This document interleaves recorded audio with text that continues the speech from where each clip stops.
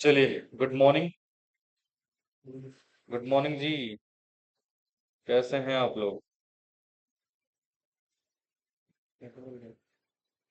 देखो जी, हमने last class में बेटा बिजनेस का बेसिक इंट्रोडक्शन डिस्कस किया था। क्या डिस्कस किया था? Basic introduction.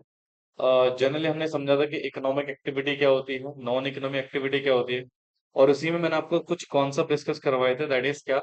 बिजनेस, प्रोफेशन और एम्प्लॉयमेंट। ठीक है, तो एक बेसिक सिचुएशन हमने डिस्कस किया था। आज की जो हमारी क्लास है ना, इसमें हम डिटेल में डिस्कस करेंगे बिजनेस को, डिटेल में डिस्कस करेंगे प्रोफेशन को, और डिटेल में डिस्कस करेंगे किसको? एम्प्लॉयमेंट को। ठीक है, तो आज की सबसे पहले हेडिंग डालिए आप, topic number 1, that is meaning of business. Meaning of business. तो सबसे पहले हम आज बिजनेस का मतलब समझेंगे। चलो भाई, ठीक है, तो पहले आप एक काम करिए, इसका कॉन्सेप्ट तो मैं आपको ऑलरेडी पढ़ा चुका हूँ, तो इसकी डेफिनेशन लिखिए पहले आप लोग।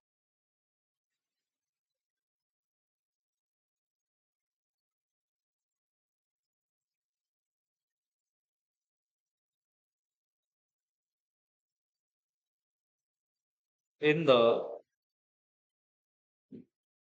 restricted sense.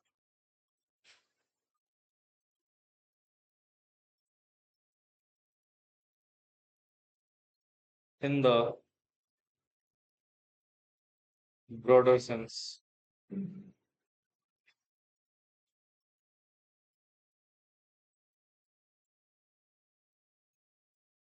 चलो मेरे साथ लिखो, फिर हम इसको समझेंगे डिटेल में। Business will be, good morning ma'am, treated as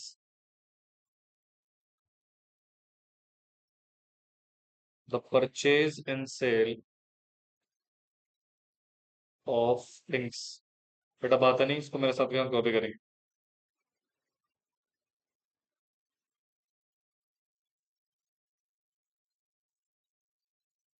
business is the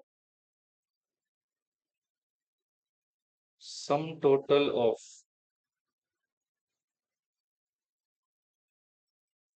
all the activities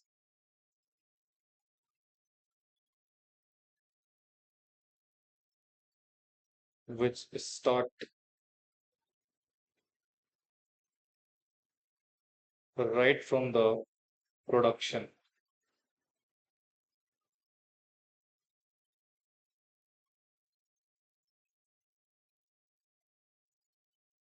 goods and services,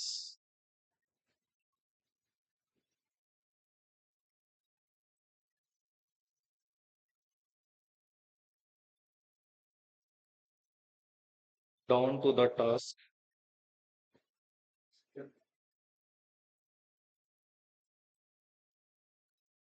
of taking them। खुशी, एक मिनट मैम को बुला।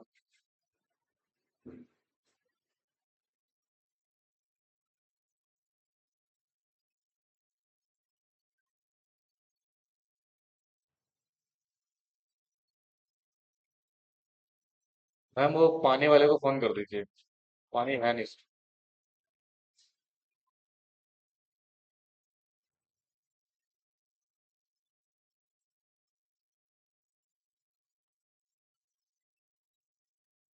लिखो जरा इसको फटाफट से। Sum, business is sum total of all activities in broader sense. Broader broader, wider, broader sense.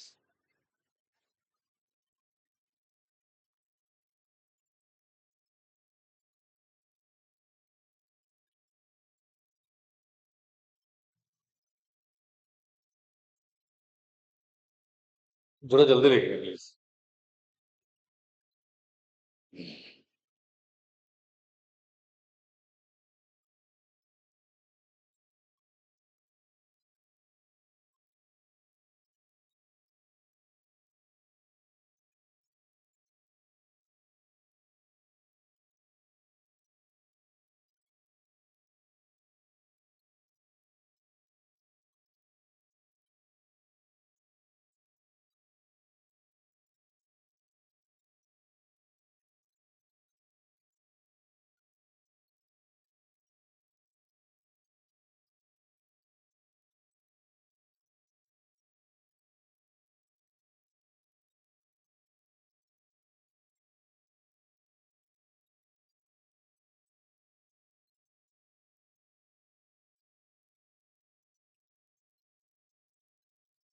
Done.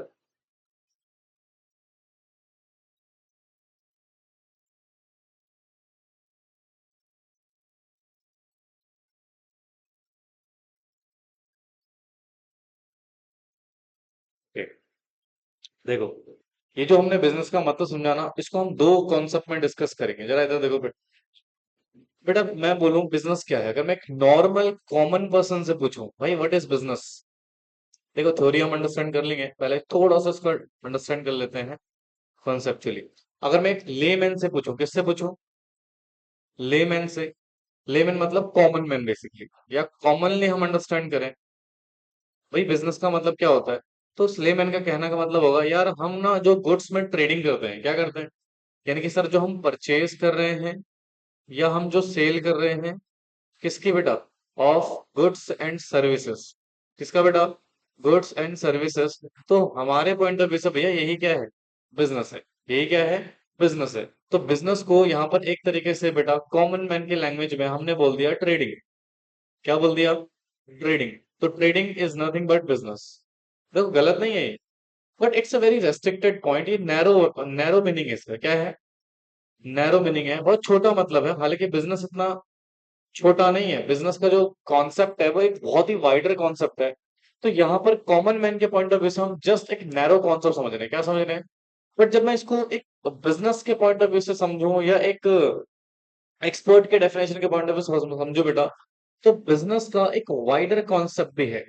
क्या है जी, वाइडर कॉन्सेप्ट। अब क्या है वाइडर कॉन्सेप्ट, देखो सुनो ध्यान से। कहते हैं बिजनेस शुरू होता है हमारा कलेक्टिंग, या you can say production of goods and services. भाई जिस दिन हमने गुड्स एंड सर्विस को क्या किया, उसका प्रोडक्शन किया, क्या किया, प्रोडक्शन किया, ठीक है। और उसके बाद जितनी भी एक्टिविटी परफॉर्म करी, जितनी भी एक्टिविटी परफॉर्म करी, कब तक बेटा, जब तक इन गुड्स एंड सर्विस का कंज्यूमर तक ना पहुंच जाए। जब तक हम इस गुड्स को किस तक ना पहुंचा दे बेटा, कंज्यूमर तक। यानी कि अल्टीमेट टारगेट तो ये ना, गुड्स किस तक पहुंचाना है, कंज्यूमर तक फॉर कंजम्पशन के लिए। हाँ जी बेटे, यानी कि मुझे एक बात बताओ, अगर मैं कोई बिजनेस शुरू करूंगा, मेरा अल्टीमेट टारगेट क्या है, उस गुड्स को सेल आउट करना। बट क्या गुड्स ऐसे ही सेल आउट हो जाता है, या उसका प्रोडक्शन करना पड़ेगा, ऑफ कोर्स फिर उसके बाद भी कुछ एक्टिविटीज करनी पड़ती हैं, तब जाके बेटा वो किस तक पहुंचता है, at the place of consumer. तो सर जैसे यहाँ पर और क्या काम करना पड़ेगा, जैसे आपने प्रोडक्शन किया, तो लेट अस अज्यूम उस गुड्स को आप पैकेजिंग करोगे, बोलो, उस गुड्स की फॉर एग्जांपल आपको मार्केटिंग करनी पड़ रही है। भाई गुड्स पहुंचाने के लिए आपको, मान लो बैंकिंग जरूर, आजकल ईएमआई कॉन्सेप्ट है बेटा, बैंकों के साथ टाइप करना पड़ रहा है, आपको डिस्ट्रीब्यूशन सर्विसेज लेनी पड़ रही है। भाई एक प्रोड्यूसर है लेट अस अज्यूम दिल्ली का, अब वो गुड्स बेचना चाहता है महाराष्ट्र में, कैसे बेचेगा, डिस्ट्रीब्यूशन चैनल की मदद लेगा ना। हाँ जी, ट्रांसपोर्टेशन का यूज करेगा, किसका यूज करेगा, ट्रांसपोर्टेशन का यूज करेगा। भाई क्या यहाँ पर हमें इंफॉर्मेशन कन्वे भी करनी पड़ेगी, यानी कि कम्युनिकेशन भी करना पड़ेगा, बोलो, कंज्यूमर तक हमें कम्युनिकेशन भी तो करना पड़ेगा, ऑर्डर कैसे लेगा, हाँ, कैसे पता लगेगा, tracking services, courier services etcetera. मतलब सर यहाँ पे बहुत सारे काम हमें करने पड़ते हैं कंज्यूमर तक गुड्स को पहुंचाने के लिए। तो कहता सर आप at the point of production से लेकर कंज्यूमर तक गुड्स पहुंचाने तक बेटा, ये जितनी भी एक्टिविटीज परफॉर्म हो रही हैं, क्या हो रही है बेटा, जितनी भी एक्टिविटीज परफॉर्म हो रही हैं, ये सभी एक्टिविटी क्या है बच्चे, बिजनेस है। क्या है, बिजनेस है। चाहे वो वेयर हाउस हो, स्टोरेज सर्विसेज हो, चाहे बैंकिंग सर्विस हो, इंश्योरेंस सर्विसेज हो, कम्युनिकेशन हो, पैकेजिंग हो, मार्केटिंग हो, right, everything include in the business activity. ठीक है, तो देखो अगर मैं जस्ट नैरो कॉन्सेप्ट में डिस्कस करूं, तो बिजनेस का मतलब क्या है, sale and purchase, trading. But अगर मैं वाइडर कॉन्सेप्ट में डिस्कस करूं, तो सिर्फ ट्रेडिंग ही नहीं, देखो trading is also business, trading ही बिजनेस है, this is not correct, right. तो ट्रेडिंग तो शुरुआत है, एक छोटा सा टर्म है, but business is a very wider concept, जो कहां से स्टार्ट हो जाएगा बेटा, प्रोडक्शन से लेकर कहां तक, कंज्यूमर तक गुड्स पहुंचाने तक, जितनी भी एक्टिविटी आप परफॉर्म कर रहे हो, these all are consider as business. समझ में आया। अब जरा इसके डेफिनेशन पे ही है, देखिए, कह रहा है बिजनेस का मतलब क्या है सर, रेस्ट्रिक्टेड टर्म्स में, रेस्ट्रिक्टेड टर्म मतलब वो नैरो टर्म हो गया, क्या हो गया, नैरो टर्म हो गया, मतलब छोटे टर्म में। ठीक है, तो कहता है बिजनेस विल ट्रीटेड एज क्या बेटा, purchase sales of things. Things का मतलब क्या है यहाँ पे, गुड्स एंड सर्विसेज। समझ आए, बोलो। अब आते हैं ब्रॉडर टर्म्स, ब्रॉडर मतलब वाइडर टर्म्स, बड़े टर्म्स में। तो कहता है बिजनेस इज द, क्या लिखो बेटा, sum total of all activities which start from the, कहां से बेटा, production of goods and services down to task of taking them into the to the consumer. मतलब सिंपल सी बात है, प्रोडक्शन से लेकर कंज्यूमर तक पहुंचने तक बेटा जितने भी कार्य करने पड़ रहे हैं, वो सभी एक्टिविटी बेटा हमारे किस में आएंगे, बिजनेस में। किस में आएंगे, तो ये है बेटा बिजनेस का मतलब। चलिए इसको कॉपी कर लीजिए फटाफट से।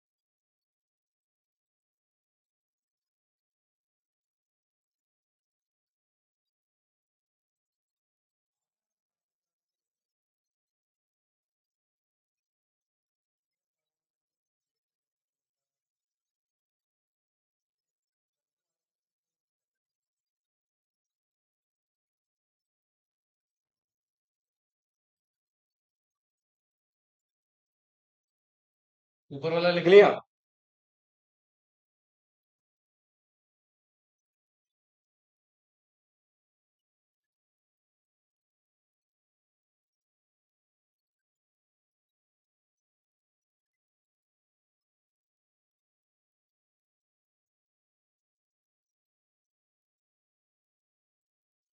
थोड़ा थोड़ा जल्दी करेंगे।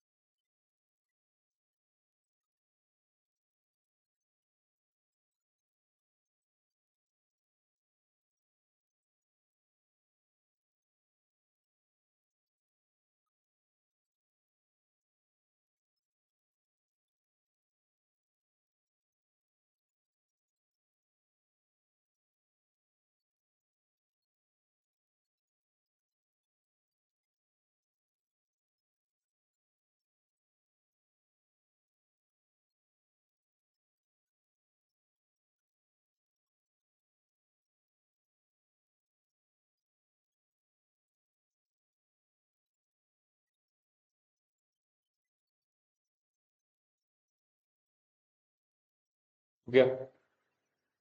हाँ जी, डन।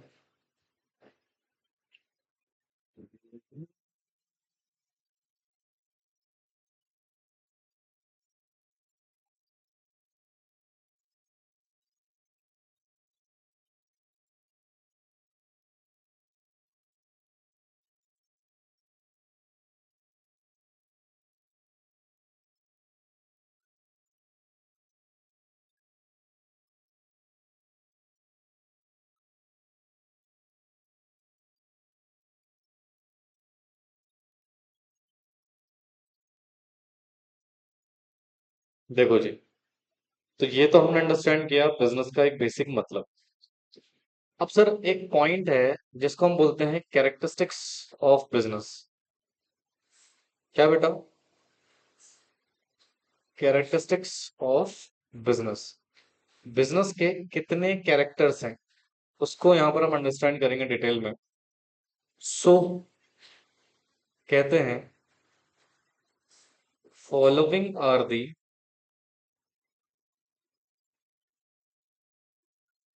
कैरेक्टरिस्टिक्स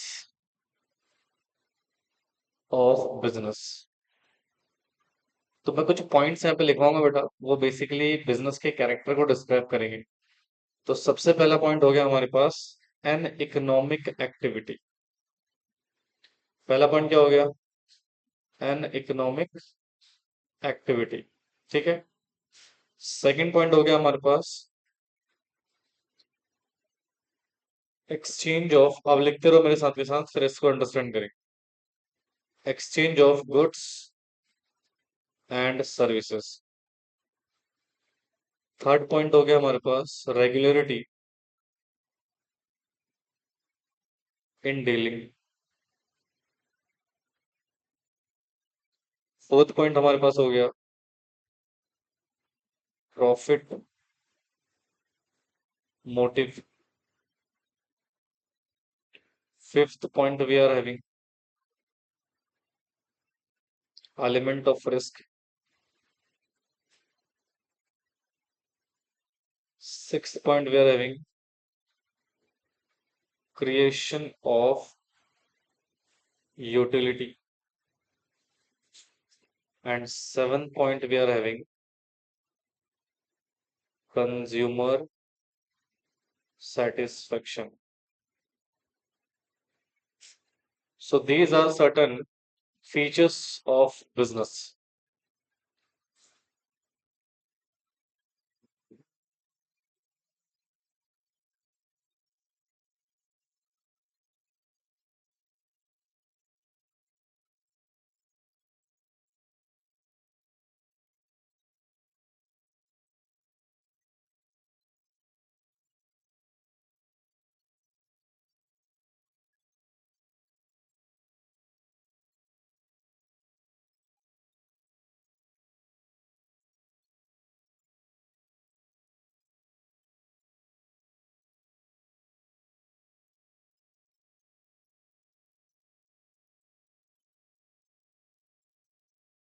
Then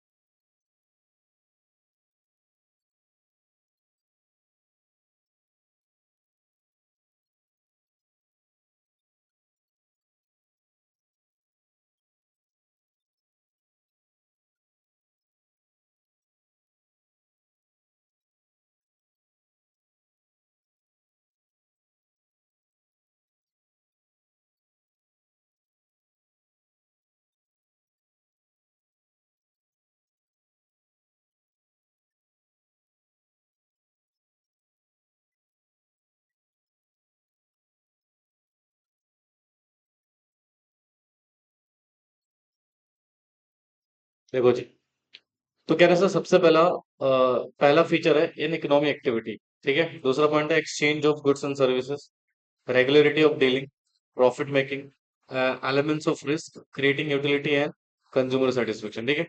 अब इन पॉइंट को ना वन बाय वन अंडरस्टैंड करते हैं, बट इसका थ्योरी नहीं लिखेंगे, इसको हम एक एग्जाम्पल के फॉर्म में या फिर किसी कॉन्सेप्ट के फॉर्म में अंडरस्टैंड करेंगे। ठीक है। सबसे पहला फीचर कह रहा है सर एन इकोनॉमिक एक्टिविटी। अच्छा, आप मुझे बताओ खुशी, इकोनॉमिक एक्टिविटी क्या होता है? What do mean by the economic activity? मैंने प्रीवियस सेशन में कराया था काफी डिटेल में।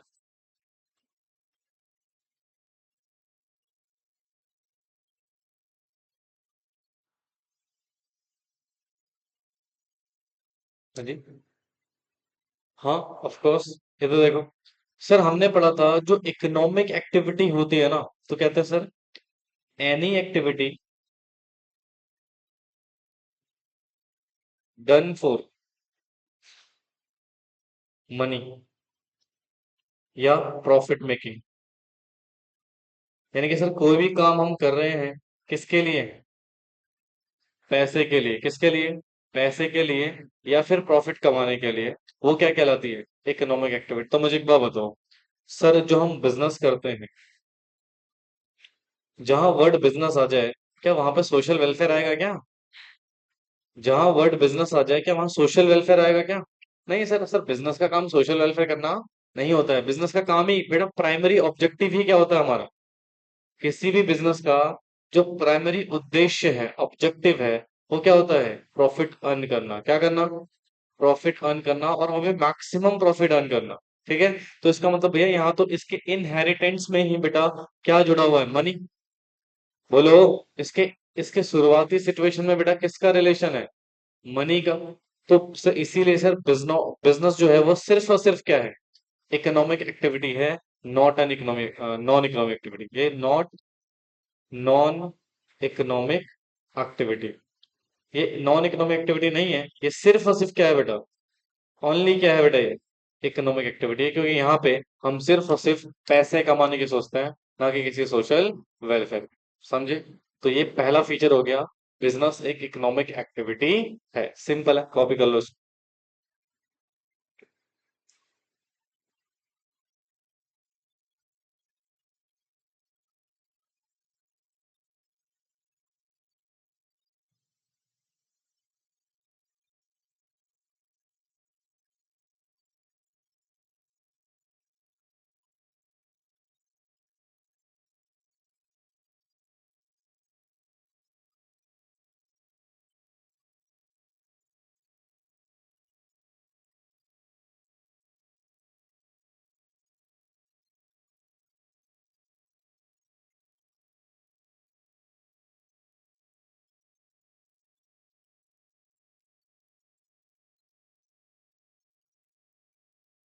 ये थोड़ा ना स्पीड में करेंगे, ठीक है? क्योंकि आज का टारगेट है मेरा, एटलीस्ट मैं आपको यूनिट 1 करा दूं।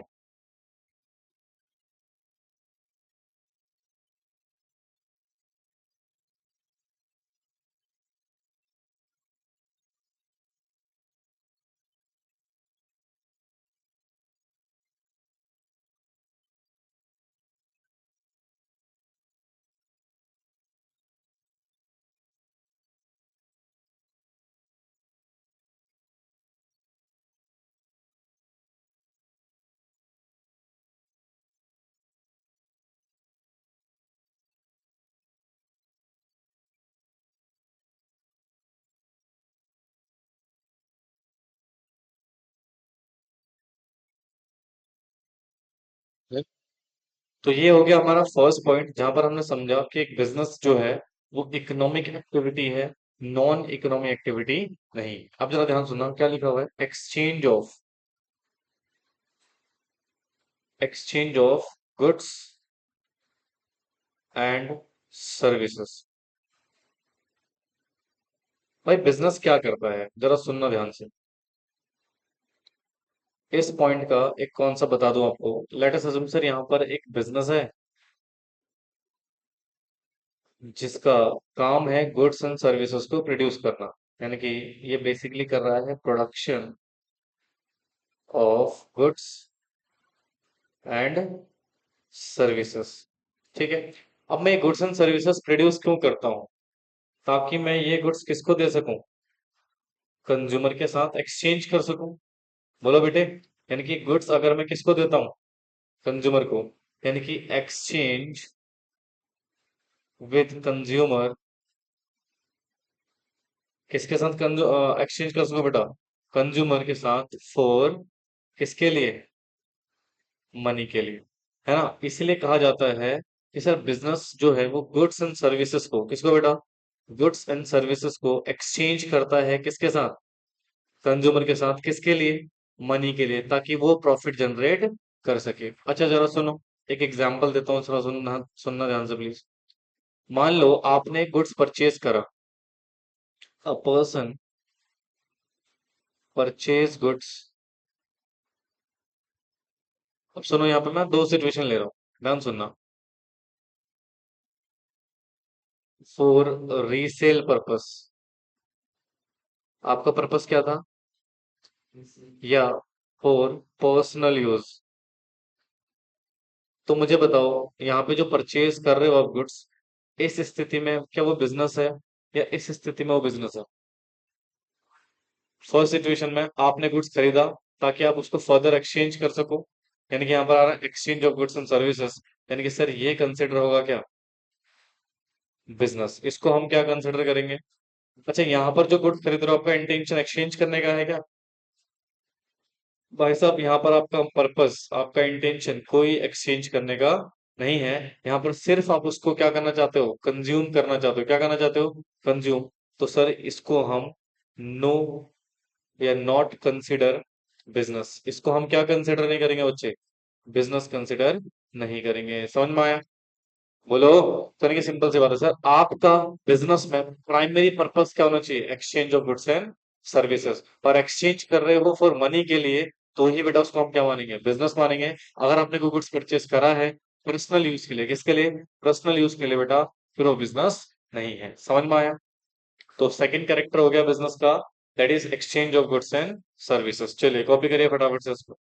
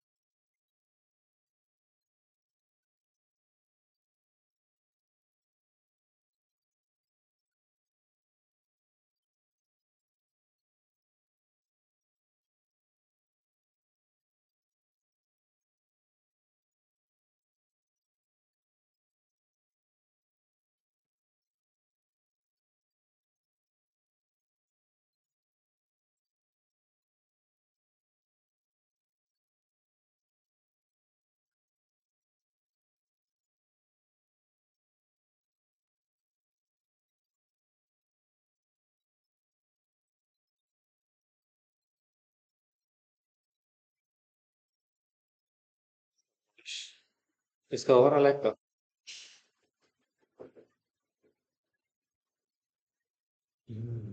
समझ आ रहा है आदित्य जी? समझ आ रहा है आपको?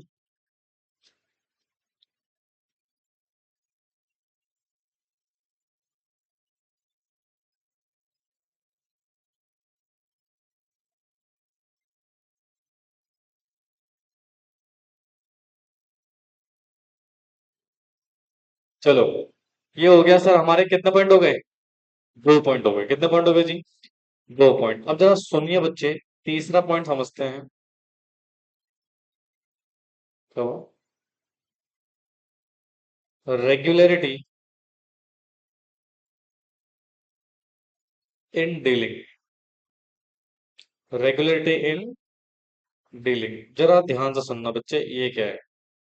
इसको भी हम कुछ एग्जांपल्स की मदद से समझेंगे। क्या नहीं आ रहा? कूलिंग नहीं आ रहा? भाई ये काम रह गया मेरे, एसी ठीक कर पा रहा हूँ मैं। अब आ रही है? ठीक है।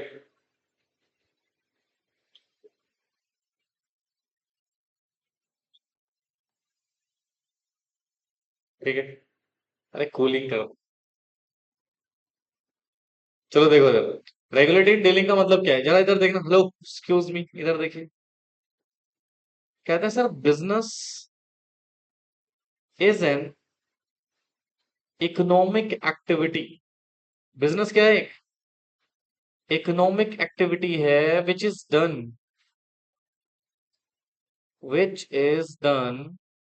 ऑन रेगुलर बेसिस, जिसको हम कैसे करते हैं? रेगुलर बेसिस पे करते हैं। कैसे करते हैं? रेगुलर बेसिस पे। सर क्या मतलब है? थोड़ा क्लैरिटी नहीं हुआ है, तो क्लैरिटी कर लेते हैं। देखो example number one, let us assume sir, जैसे मान लो ये आदित्य नालायक है, ठीक है। इसने क्या करा, लेट अस अज्यूम एक ना बाइक का शोरूम ओपन करा।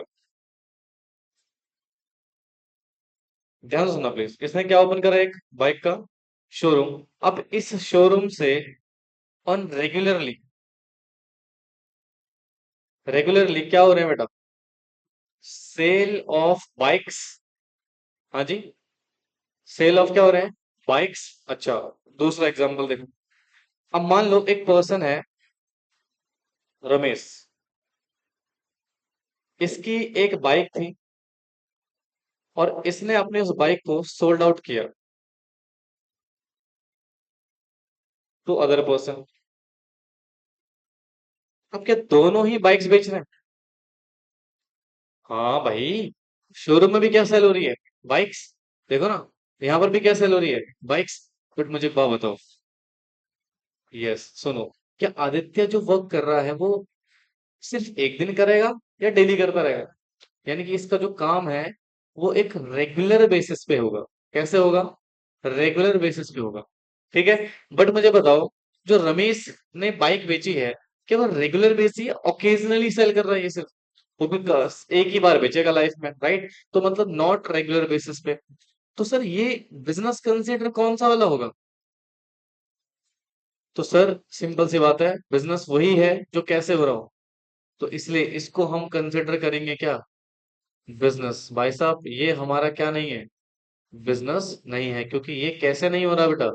रेगुलर बेसिस पे नहीं हो रहा है। तो जो जो काम रेगुलर बेसिस पे हम एग्जीक्यूट करेंगे वही क्या है बेटा? देखो वो तो दोनों इकोनॉमिक एक्टिविटी है। भाई रमेश जो कर रहा है वो भी इकोनॉमिक एक्टिविटी है, और जो आदित्य कर रहा है वो भी क्या है? इकोनॉमिक एक्टिविटी है। भाई आदित्य भी प्रॉफिट कमा रहा है, यानी कि पैसे के लिए काम कर रहा है। और same Ramesh is also earning some money. भाई मैं अपनी बाइक बेच दूंगा तो कुछ पैसा तो आएगा ना। वेलफेयर तो नहीं कर रहा, मैं क्या कर रहा हूँ? एक तरीके से पैसे के लिए ही बाइक्स को सेल कर रहा हूँ। बट अगेन मैं रेगुलर बेसिस पे नहीं कर रहा। बट आदित्य क्या कर रहा है? रेगुलर बेसिस पे कर रहा है। इसलिए बेटा बिजनेस वो होगा जो रेगुलरिटी में है। किस में है? रेगुलेटरी में। कभी कभी ओकेजनली आपने कोई चीज सेल करी तो वो आपका बिजनेस कंसिडर नहीं होगा, समझे? छापो, कॉपी करो। हम्म,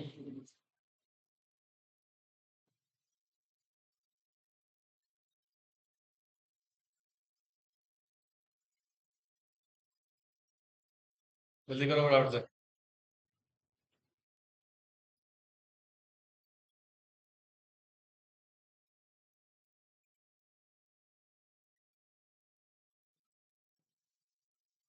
बीजेपी मेजोरिटी मार्क्स क्रॉस कर चुकी है ट्रेंड्स में।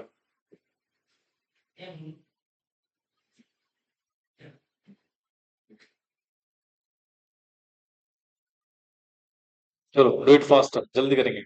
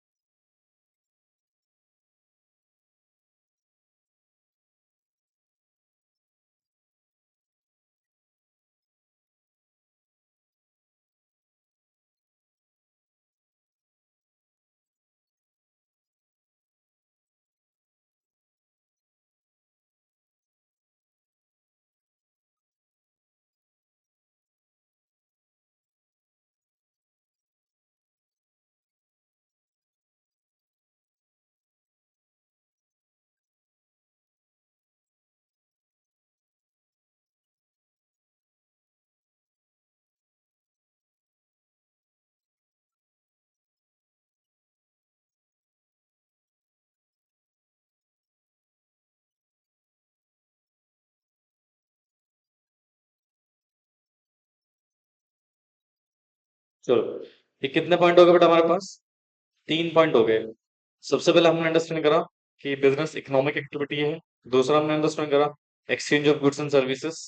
एंड तीसरा we have discuss regularity in dealing. ठीक है, यानी कि जो डील आप कर रहे हैं, जो भी आप डीलिंग कर रहे हैं गुड्स एंड सर्विस में, वो ऑन रेगुलर बेसिस पे होनी चाहिए, ओकेजनल बेसिस पे नहीं। ठीक है, डन।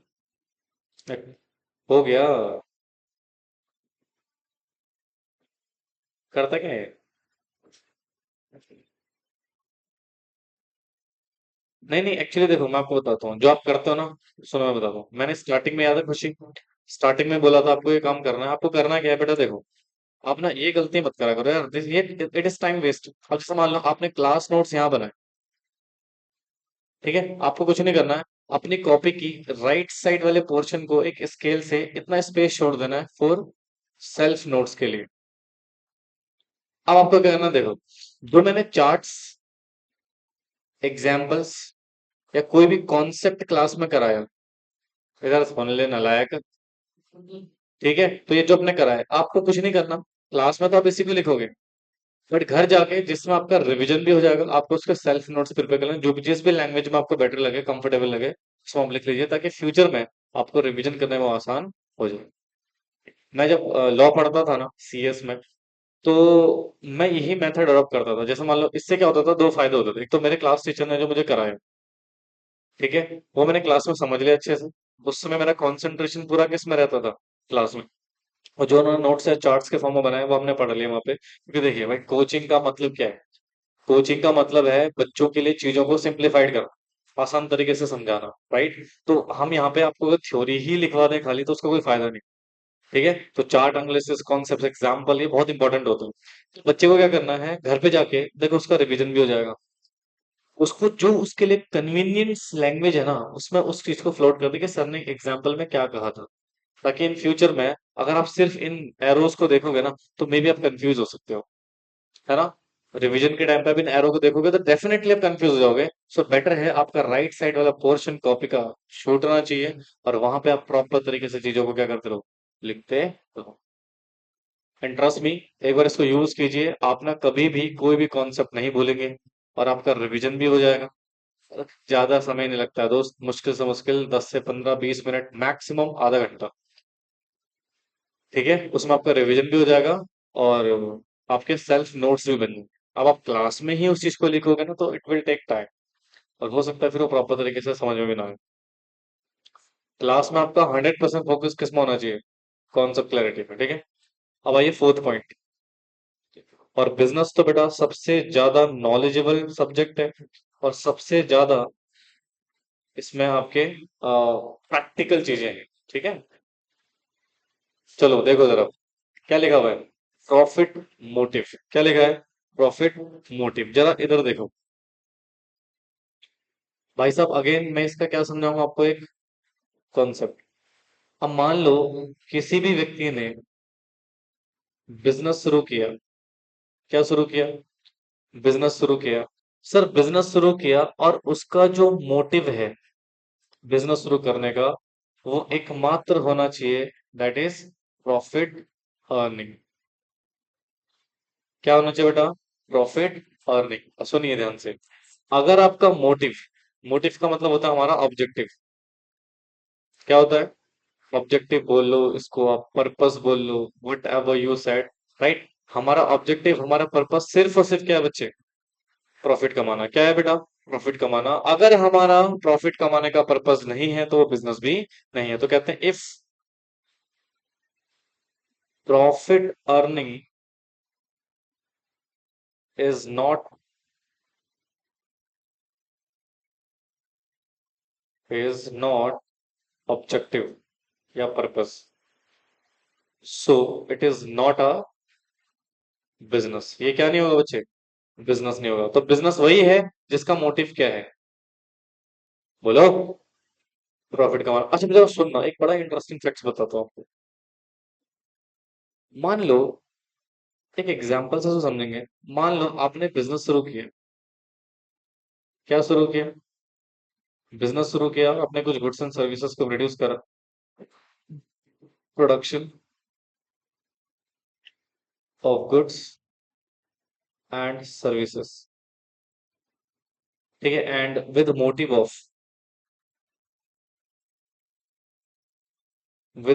ऑफ प्रॉफिट मेकिंग, यानी कि अपने गुड्स एंड सर्विसेज प्रोड्यूस करें किस पर्पज से बच्चे? प्रॉफिट कमाने के पर्पज से। क्या कमाने का पर्पज से? बट सर इवेंचुअली हुआ क्या? अंततः बिजनेस इनकर्ड लॉसेस, बिजनेस को क्या हो गया? लॉस हो गया। मुझे बताओ, क्या इसको बिजनेस मानेंगे क्या नहीं मानेंगे? हाँ जी, बोलो, क्या बिजनेस होगा नहीं होगा? भाई हमें तो, हमारा मोटिव तो क्या होना चाहिए था? प्रॉफिट, बट यहाँ तो लॉस हो गया। हाँ, sorry, no no, the point being basically हमारा पर्पस क्या होना चाहिए था? खाली प्रॉफिट कमाना। बट यहाँ क्या हो गया? तो क्या इसको बिजनेस मानो या नहीं मानो? क्योंकि हम बिजनेस लॉस के लिए तो नहीं करते, हम बिजनेस किसके लिए करते हैं? प्रॉफिट के लिए। बट यहाँ क्या हो गया है? लॉस। है, yes, exactly, very good. Sir ये रिजल्ट है, ये क्या है? रिजल्ट है। बट हमारा मोटिव क्या था? प्रॉफिट कमाना ही मोटिव था भैया। रिजल्ट कुछ भी हो उससे फर्क नहीं पड़ता, भले प्रॉफिट आए भले प्रॉफिट ना आए। बट सर हमारा मोटिव क्या था? Still, still it is consider business. अभी भी इसको हम क्या कंसिडर करेंगे? बिजनेस ही कंसिडर करेंगे sir. Just because of their is loss in future it doesn't mean इसका बिजनेस का कॉन्सेप्ट खत्म हो जाएगा। नो सर, ये अभी भी क्या है? बिजनेस ही है, क्योंकि स्टिल हमारा पर्पस क्या था? प्रॉफिट कमाना। बट इवेंचुअली हमें क्या हो गया? लॉस। इट डजंट मीन कि हमारा बिजनेस का कॉन्सेप्ट चेंज हो जाएगा। समझ में आए? चलिए कॉपी करिए आप, लिखो, नालायक इंसान।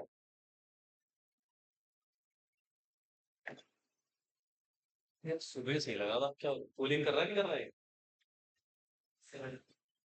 यार बड़े घर छोटा होता था, तुम लोगे ना पड़ते, लेकिन मैं सुनिया देखो, लेकिन काम कर रहा था।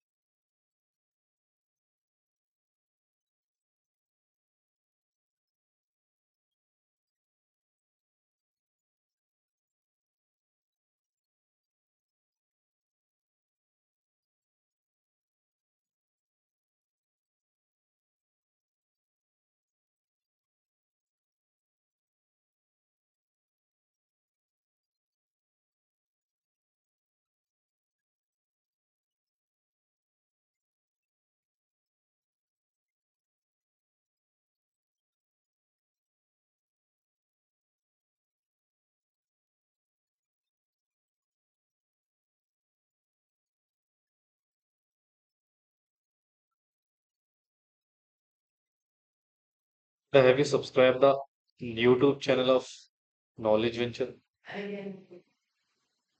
धन्यवाद। चलो कॉपी किया आपने? हाँ जी।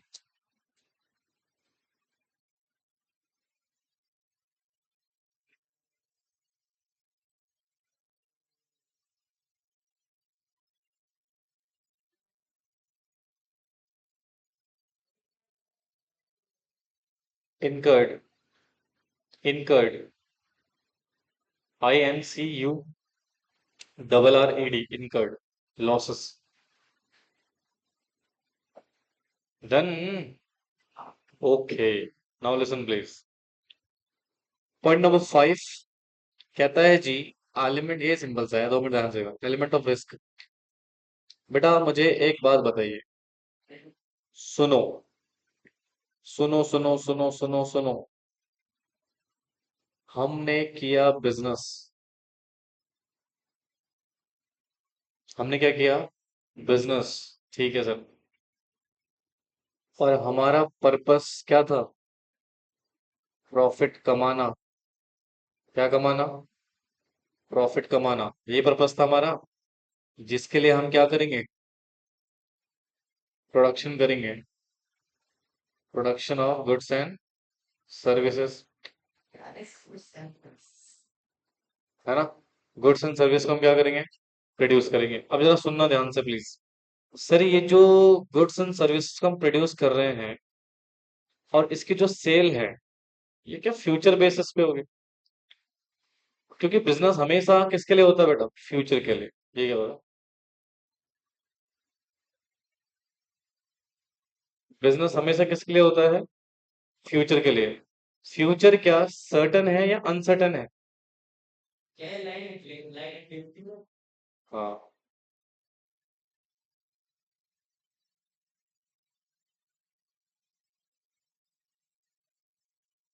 कोई नहीं। बिजनेस हमारा क्या होता है बेटा? अनसर्टन है। सोचा क्या था? सोचा क्या था? बट भाई हो सकता है ना लॉस हो जाए। तो मतलब सर हमारे पास क्या है?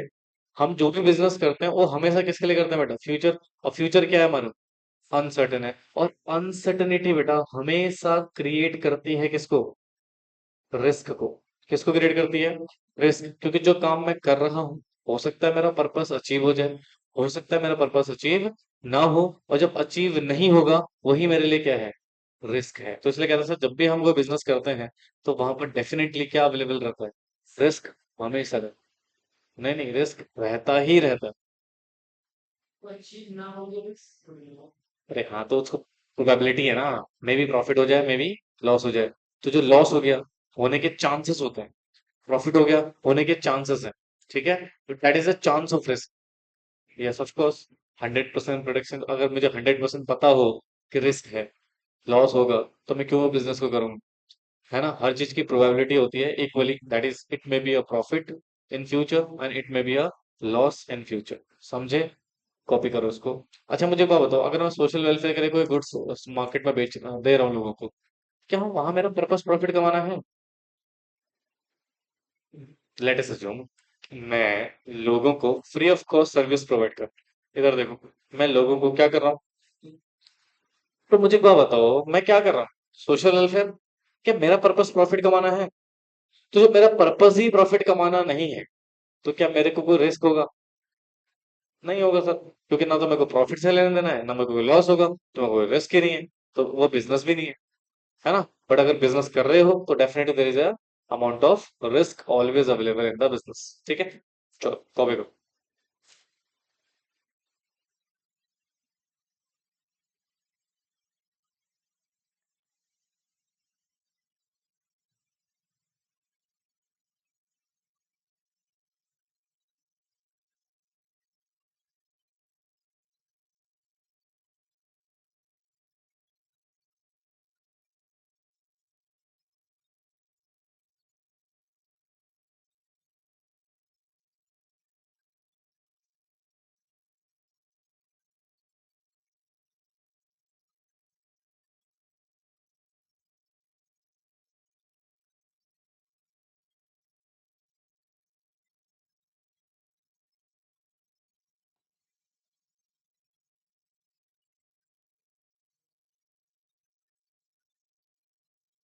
सो कितने पॉइंट हो गए?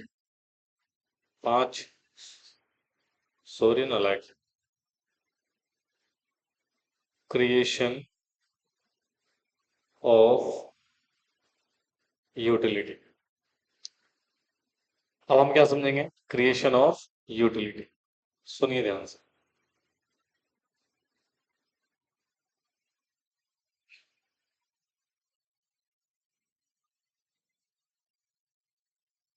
ध्यान से सुनना। ठीक है।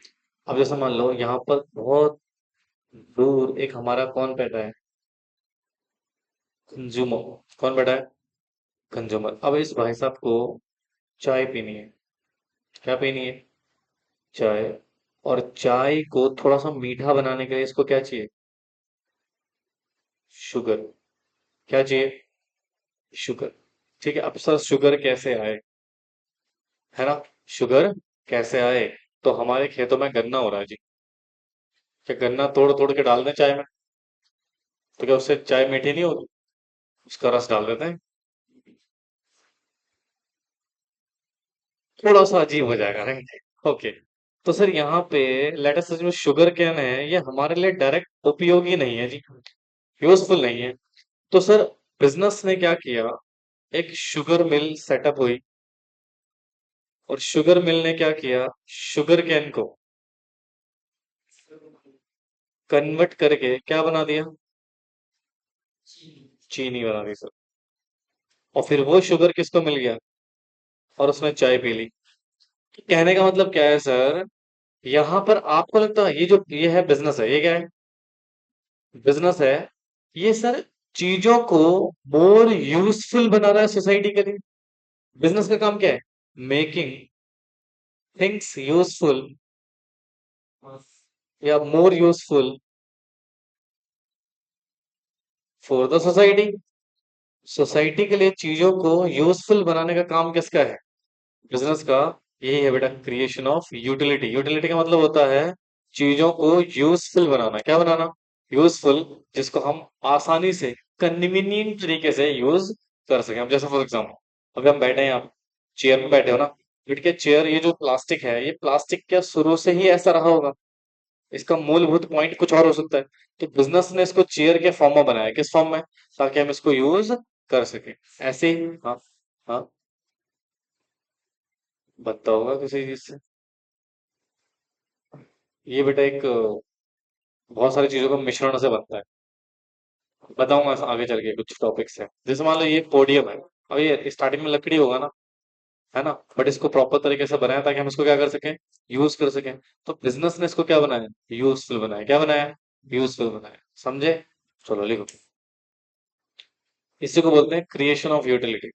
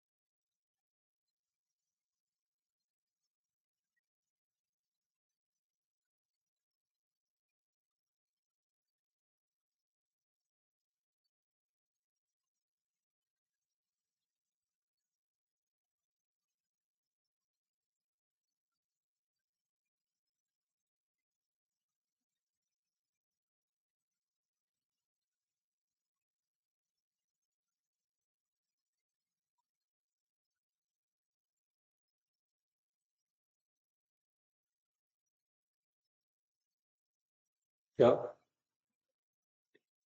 शुगर के कन्वर्ट।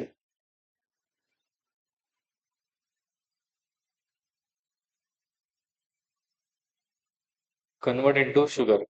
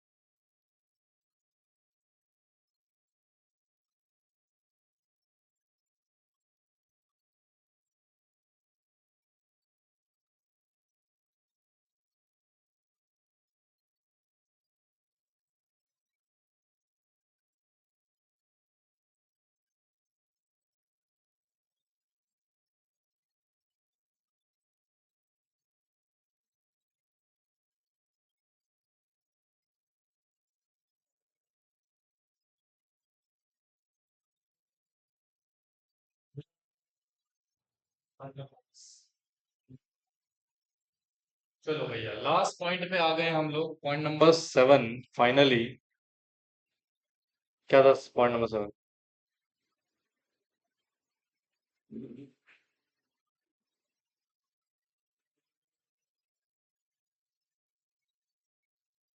सुनो सुनो सुनो सर, जब हम बिजनेस शुरू करते हैं, जब हम क्या शुरू करते हैं, बिजनेस शुरू करते हैं, ध्यान से सुनिएगा बेटा प्लीज। जब हम किसी भी बिजनेस को शुरू करते हैं बेटा, तो मैंने आपको स्टार्टिंग में बताया था कि जो हमारा पर्पस होता है, जो हमारा क्या होता है, पर्पस होता है, वो क्या होता है, प्रॉफिट अर्न करना। क्या करना? अच्छा सुनो, ठीक है, ये तो हमारा पर्पस है, बट इसी के जैसा इक्वली, मतलब प्रॉफिट के जैसा ही इक्वली इंपॉर्टेंट एक और फैक्टर है हमारे लिए, वो है कंज्यूमर सेटिस्फेक्शन। मुझे एक बात बताओ ना, अगर हमारा कंज्यूमर ही सेटिस्फाई नहीं हुआ तो क्या हम प्रॉफिट कमा पाएंगे? बोलो।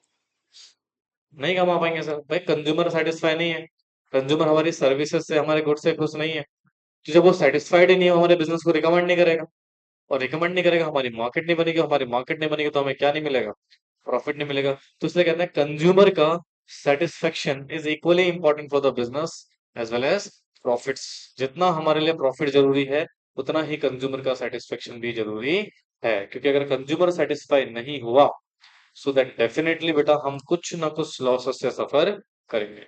समझे? कॉपी करिए इसको। हाँ, फिनिश, खत्म।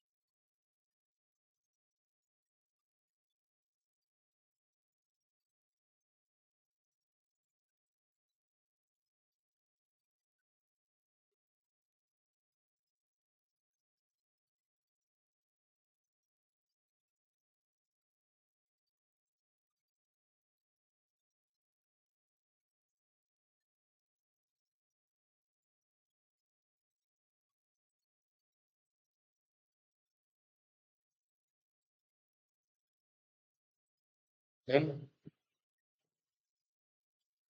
तो सर ये हमारा हो गया बिजनेस, यहाँ पे पूरी तरह से meaning of business is completed along with their features as well, हमने यहाँ पे डिस्कस कर लिया है, ठीक है।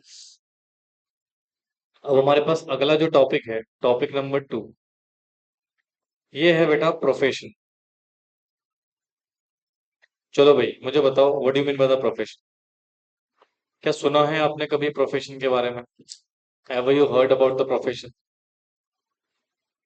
हाँ जी, प्रोफेशन के बारे में सुना है कभी? What do you mean by the profession? जी, हाँ बताओ। देखो, whatever you know about the profession, जो भी जानते हो, speak out. Sorry, skills and knowledge. Okay, very good.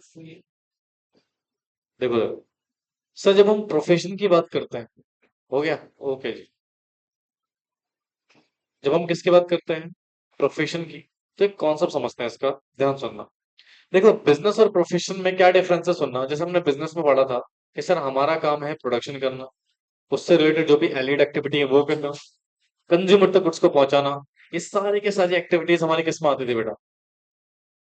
Business में। किसमें? बिजनेस में, ठीक है। जब हम प्रोफेशन की बात करते हैं, किसकी बात करते हैं, प्रोफेशन क्या होता है सर? जैसे मान लो यहाँ पर एक व्यक्ति है, मिस्टर एक्स, ठीक है।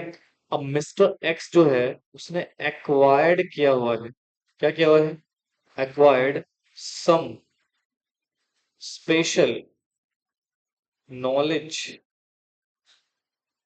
एंड स्किल, यानी कि एक पर्सन है मिस्टर एक्स, जिन्होंने एक्वायर किया हुआ है, क्या किया हुआ है, एक्वायर्ड किया हुआ है कुछ स्पेशल नॉलेज और कुछ स्पेशल स्किल। तो सर इसको हम बोलते हैं प्रोफेशन। क्या बोलते हैं, प्रोफेशन बोलो, क्या बोलते हैं इसको हम, प्रोफेशन है। कि सिंपल सी बात है सर, कोई भी व्यक्ति जिसके पास स्पेशल स्किल्स है, स्पेशल नॉलेज है, उसको हम क्या बोलेंगे, प्रोफेशन। क्या बोलेंगे, प्रोफेशन। अब जैसे फॉर एग्जांपल कोई डॉक्टर है, क्या डॉक्टर के पास कोई स्पेशल नॉलेज होती है, स्पेशल स्किल्स होती है, यस, तो डॉक्टर क्या बोला जाएगा इसको, प्रोफेशन। क्या बोला जाएगा, प्रोफेशन। क्या teachers have some special knowledge और स्किल्स।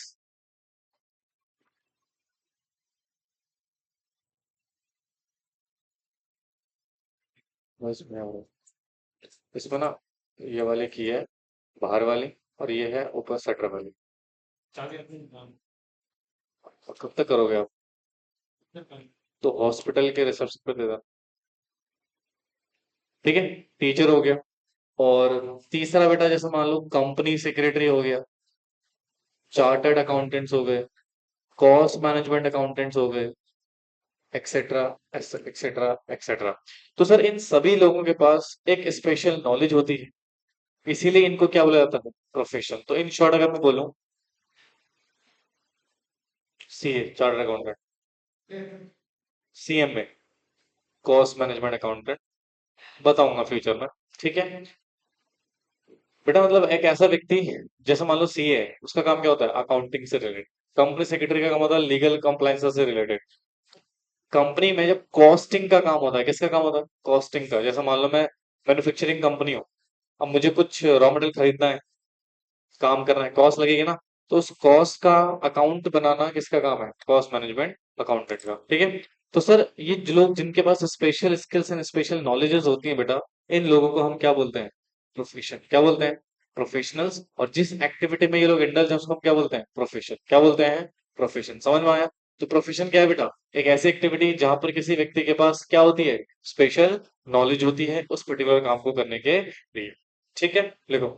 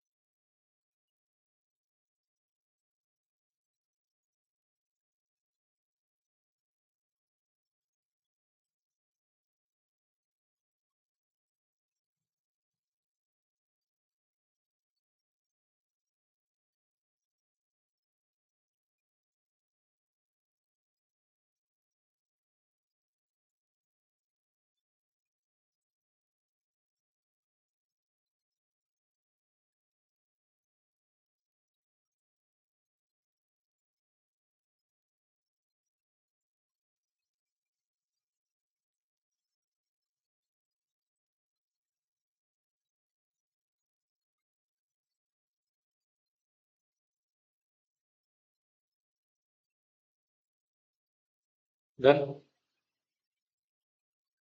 ये कॉन्सेप्ट क्लियर हुआ।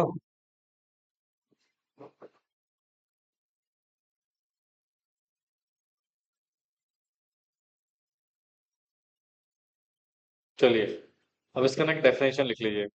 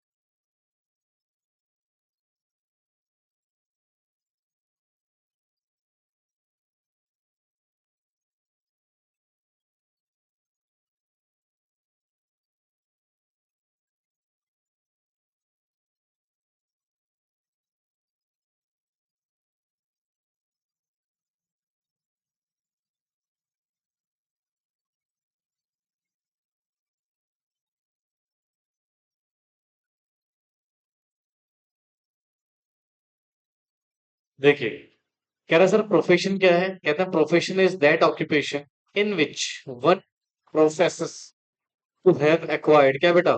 Specialise knowledge and skill. मतलब एक व्यक्ति के पास क्या होती है? स्पेशल नॉलेज एंड स्किल्स होती है, विच वो यूज करता either instructing, guiding and advising others. दूसरों को इंस्ट्रक्ट करने के लिए, गाइड करने के लिए, एडवाइस करने के लिए उस पर्टिकुलर इंफॉर्मेशन का या उस पर्टिकुलर जानकारी का, नॉलेज का वो यूज करता है। जैसा मैं हूँ, I am a teacher, right? So I know this particular such situation, techniques of teaching, right? तो मैं आपको उस पर्टिकुलर नॉलेज का यूज करके क्या कर रहा हूँ बेटा? इंफॉर्मेशन प्रोवाइड कर रहा हूँ। या so this is the basic activity which is known as profession. क्या बोलते हैं इसको? प्रोफेशन। समझ ही नहीं आया? ना लाएगा? नहीं आया? चलिए अब लिखिए जरा इसके कैरेक्टरिस्टिक्स।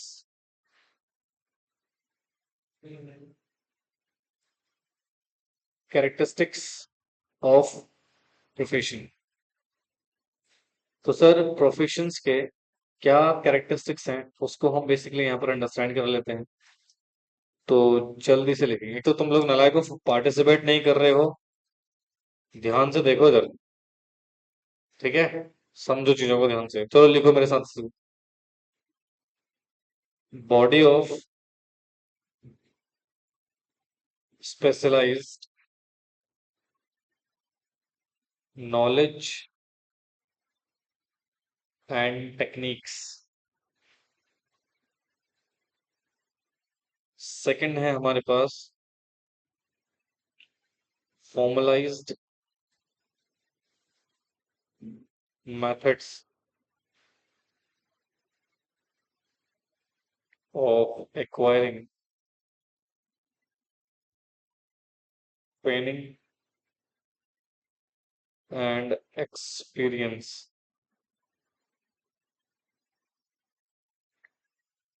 थर्ड है establishment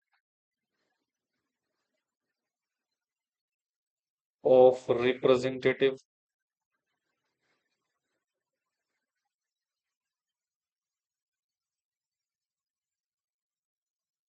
professional association।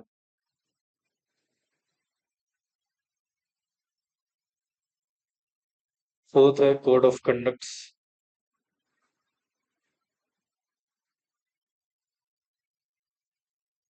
and fifth we are having priority of service over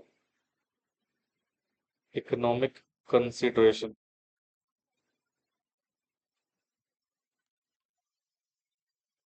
सो ये कुछ कैरेक्टरिस्टिक्स हैं बेटा हमारे पास प्रोफेशन के। लिखिए फटाफट से प्लीज।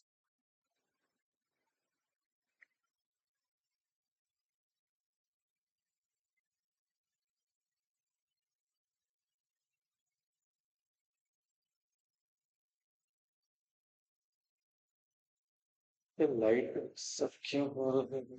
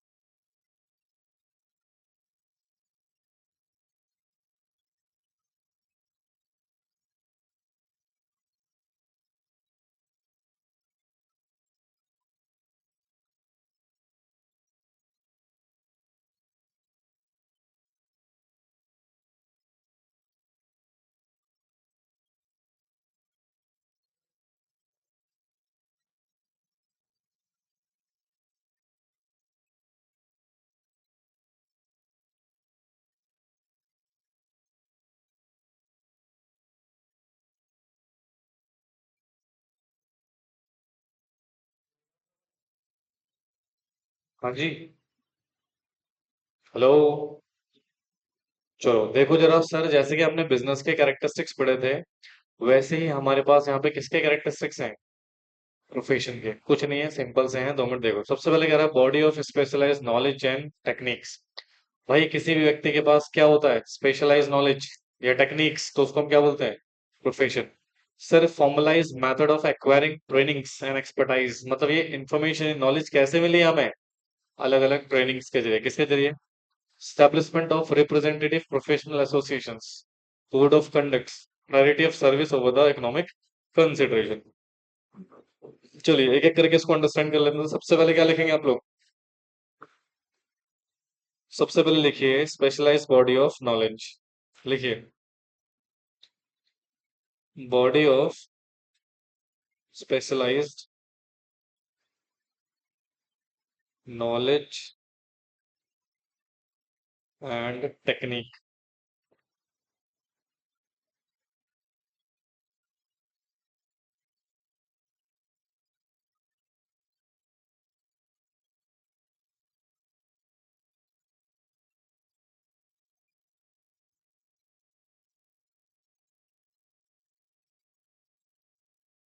इधर देखना एक बार, क्या एक ऑर्डिनरी पर्सन, इधर देखो प्लीज, एक ordinary person who has no special knowledge या स्किल, यानी कि एक ऑर्डिनरी पर्सन जिसके पास स्पेशल नॉलेज और स्किल्स नहीं है, क्या वो रन कर सकता है प्रोफेशन को, can he run a profession. हाँ जी बेटे, बोलो। सर एक ऑर्डिनरी मैन जिसके पास कोई स्पेशल नॉलेज नहीं है, कोई स्पेशल स्किल्स नहीं है, क्या वो एक प्रोफेशन को रन कर सकता है। आंसर इज नो सर, क्योंकि sir it is essential, it is essential to be a profession, it is essential to be a profession या to be run a profession, must have, क्या होनी चाहिए, special knowledge and skill. भाई बिना special knowledge और skill के आप professions को एक्वायर नहीं कर सकते हो, दिस इज नॉट पॉसिबल।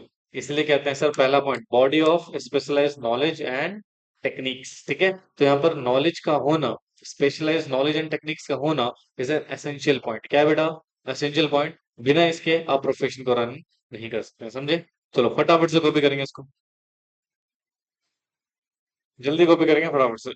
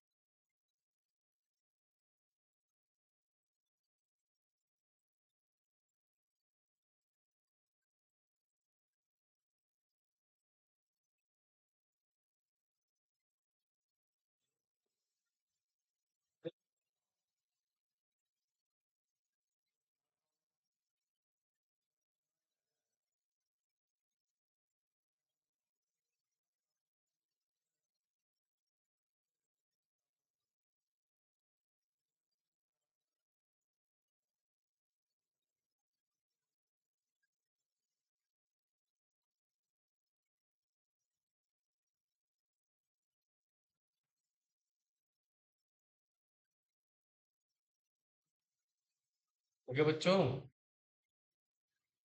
बेटा समझ आया आपको कि प्रोफेशंस के लिए जरूरी है किस चीज का होना, स्पेशल नॉलेज का होना। अगर स्पेशल नॉलेज नहीं है तो प्रोफेशन को एक्वायर नहीं कर सकते हो। चलिए फटाफट से लिखिए इसको।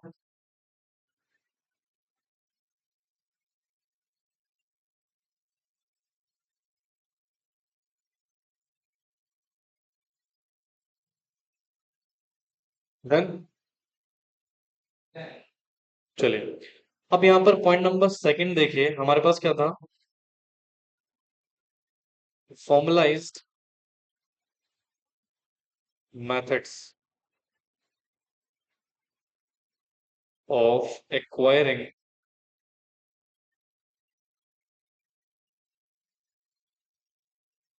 training and experience। बेटा सुनो, कोई भी स्पेशल नॉलेज ना ओवर द नाइट नहीं आती। ठीक है, उसके लिए समय देना पड़ता है। क्या देना पड़ता है? समय देना पड़ता है। जैसे मैं आपको एग्जांपल देता हूँ। Have you heard about chartered accountant? क्या आपने सीए के बारे में सुना है? ऑफ कोर्स सुना होगा सब। ठीक है सर, ये जो सीए है ना, ये कोर्स करा जाता है आईसीएआई के द्वारा। किसके द्वारा? एक इंस्टीट्यूट है जिसको हम बोलते हैं institute of chartered accountant of India. क्या बोलते हैं? Institute of chartered accountant of India. ठीक है, इसका काम है सीए कोर्स को कराना। अब ये क्या करता है, जब आप स्टूडेंट्स हैं, एज ए चार्टर्ड अकाउंटेंट्स आप बने नहीं है अभी, आप सिर्फ क्या हैं, तो आपके लिए कुछ एकेडमिक नॉर्म्स है। क्या है? एकेडमिक नॉर्म्स हैं जो आप फॉलो करते हो, एकेडमिकली जो पढ़ते हो। But once you become the chartered accountant, once आप क्या बन गए हो, सीए बन गए हो, राइट? तो भैया यहाँ पे एक बेसिक टर्म्स एंड कंडीशन है कि भैया आपको ना एक स्पेशल ट्रेनिंग जरूर लेना पड़े। या एक सॉरी, इसमें ना एक काम करते हैं, रुको। इस यहाँ पर एक प्रोविजन है। क्या बेटा? प्रोविजन है, जो भी बच्चा सीए कर रहा है और जिसने इंटर पास कर लिया है, क्या कर रहा है, सीए कर रहा है और इंटर पास कर लिया है, तो उसको एक मैंडेटरी क्या करनी पड़ेगी, ट्रेनिंग करनी पड़ेगी किसी सीए फॉर्म में या फिर किसी कंपनी में। आर्टिकलशिप जिसको हम बोलते हैं, क्या बोलते हैं, आर्टिकलशिप या इंटर्नशिप, वट एवर इज। ठीक है। अब इस इंटर्नशिप ट्रेनिंग में बेटा आप क्या होता है, जो आपने प्रैक्टिकली एकेडमिकली पढ़ा हुआ है, उसी का प्रैक्टिकल कहाँ होता है? तो जो आपने पढ़ा है उसका प्रैक्टिकली आप सीख रहे हो, तो क्या इससे आप एक्वायर करोगे स्पेशल नॉलेज? आप इससे क्या करोगे, स्पेशल नॉलेज को एक्वायर करोगे। और इसी कॉन्सेप्ट्स को हम बोलते हैं क्या बेटा, formalise method of acquiring training and experience. Sir, जब आपके मेथड्स बने होते हैं, यानी कि हर प्रोफेशन में, जैसे सीएस में भी ट्रेनिंग का प्रोविजन है कि आप कंपनी सेक्रेटरी कोर्स करने के बाद डेफिनेटली आपको ट्रेनिंग करनी पड़ेगी, तभी आपको डिग्री मिलेगी। ठीक है। एलएलबी अगर कोई करता है, एडवोकेट बनता है, तो उसको भी किसी एडवोकेट के अंदर या किसी कोर्ट में क्या करनी पड़ेगी बेटा, प्रैक्टिस इंटर्नशिप करनी पड़ेगी। क्यों? क्योंकि आपको वहां से बेटा ट्रेनिंग एक्वायर करके आप नॉलेज लेते हो। क्या लेते हो? जो आपने थ्योरेटिकली पढ़ा है, अब उसको क्या कर रहे हो, अपना प्रैक्टिकली एग्जीक्यूट कर रहे हो। सो दैट्स वाई बेटा यहाँ पर हम कहते हैं कि यहाँ पर कुछ फॉर्मलाइज मेथड बने हैं ट्रेनिंग के और एक्सपीरियंस गेन करने के। समझे? हाँ जी। हाँ, कॉपी करो इसको फटाफट से।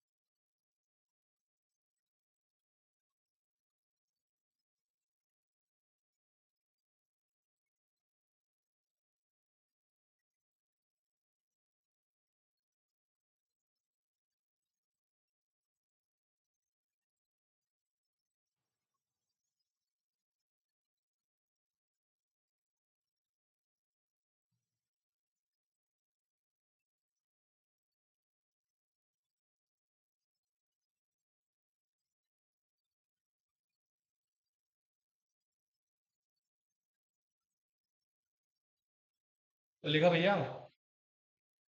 हाँ।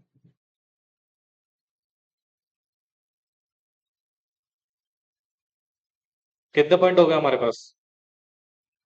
दो। शाबाश। तो जल्दी करो। जल्दी जल्दी फटाफट। तो सर किसी भी प्रोफेशंस होने के लिए बेटा प्रोफेशनल ट्रेनिंग्स स्पेसिफाइड होती हैं। हो गया ना?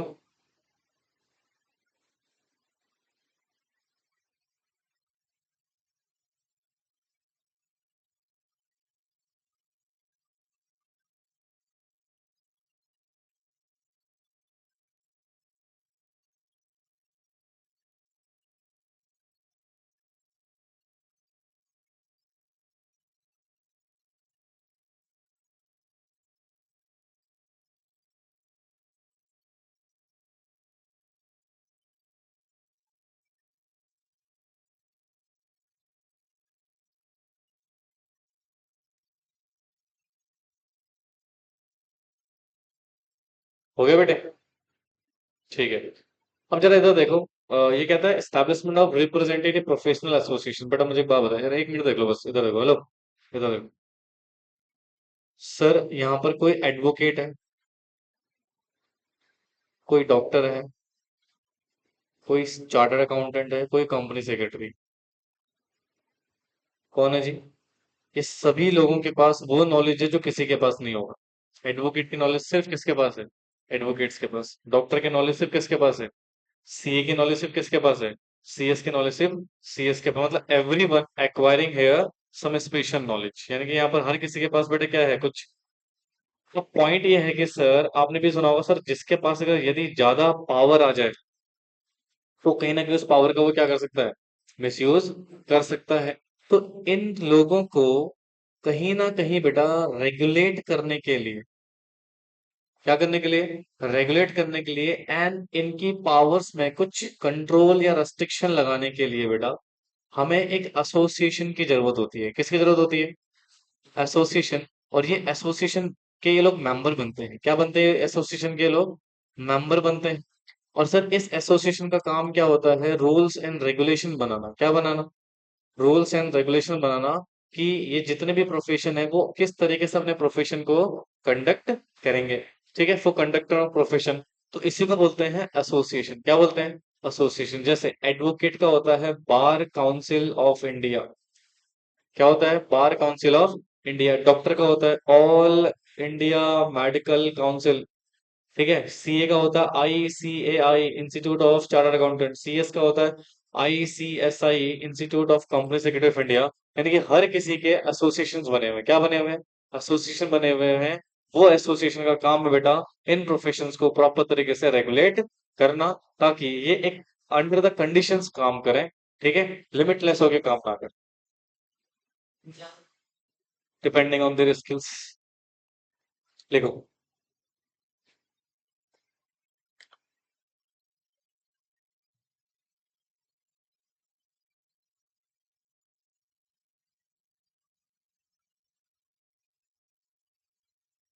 कई वकील ऐसे भी हैं बेटा जो एक हायरिंग के 1 लाख रुपए लेते हैं, सॉरी 20 लाख रुपए लेते हैं। बड़े बड़े वकील हैं जैसे राम जेठमलानी हो गए, या और भी लॉयर्स हो गए।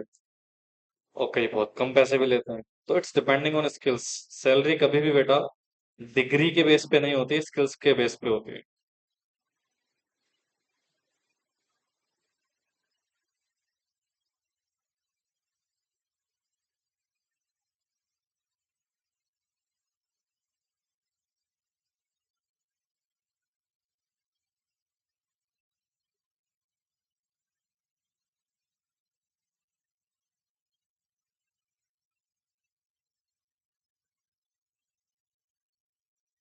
हो गया भाई? खुशी हुआ कि नहीं हुआ?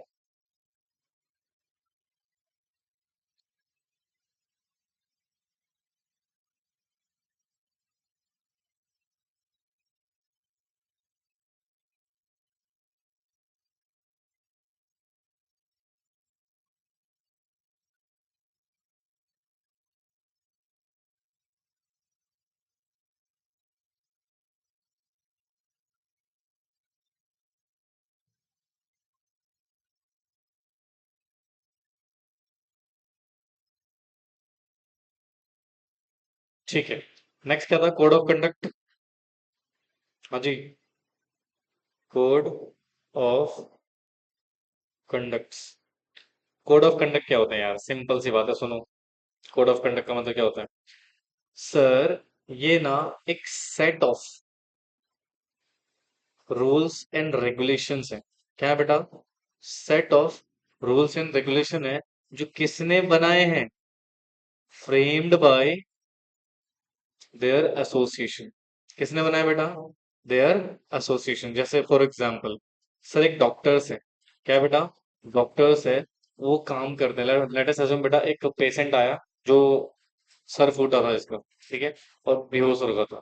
तो डॉक्टर पहले क्या बोलेगा? लाओ पैसे दो, फिर इलाज करूंगा। ये फर्स्ट ट्रीटमेंट देन मनी। पहले ट्रीटमेंट, ठीक है। तो उसका जो फर्ज है, वो बोलते हैं ना, डॉक्टर का एक फर्ज है, राइट। उसका एक धर्म है प्रॉपर, वो प्रॉपर तरीके से क्या करेगा? पहले ट्रीटमेंट करेगा। पेशेंट्स उसके लिए पहले है, पैसा बाद में है। सो दैट मीन ये कोड ऑफ कंडक्ट होते हैं। क्या होते हैं? Code of conduct. यानी कि हर प्रोफेशन के कुछ कोड ऑफ कंडक्ट बने हुए हैं, मतलब रूल्स एंड रेगुलेशन। जिन रूल्स एंड रेगुलेशन को बेटा उसे फॉलो करना होता है। हाँ जी। बेटा देखो, रियल लाइफ में क्या होता है वो एक अलग कॉन्सेप्ट है, ठीक है। अब जैसे एथिकल कोड ऑफ कंडक्ट बने हुए हैं कि आपको चोरी नहीं करना, बट कुछ लोग फिर भी चोरी करते हैं ना। समाज में बहुत सारे लॉ बने हुए हैं, है ना, तो फिर भी लॉ को लोग पालन करते हैं। हेलमेट पहन के बाइक चलाना है, क्या आप हेलमेट पहनते हो? राइट। प्रॉपर लाइसेंस होना चाहिए, तब जाके आप बाइक चला सकते हो। तो बहुत सारे रूल्स हैं जो लोग फॉलो नहीं करते। इसका ये मतलब नहीं रूल्स नहीं है, रूल्स हैं। अब डॉक्टर्स का फर्ज ये है, उसको फॉलो करना है, राइट। वो फॉलो करे ना करे, वो उसका अपना पॉइंट ऑफ व्यू है, ठीक है। इसको बोलते हैं कोड ऑफ कंडक्ट। समझ में आए? तो code of conduct is nothing बेटा, एक प्रोफेशनल क्या होते हैं? रूल्स एंड रेगुलेशन होते हैं, जो प्रोफेशनल बाउंड बाय होते हैं दिस। यानी कि every profession bound by these code of conduct. Every profession bound by these code of conducts. यानी कि हर प्रोफेशन बेटा इस कोड ऑफ कंडक्ट से बाउंड होता है, उसको फॉलो करना ही करना पड़ेगा, ठीक है। चलिए लिख लीजिए।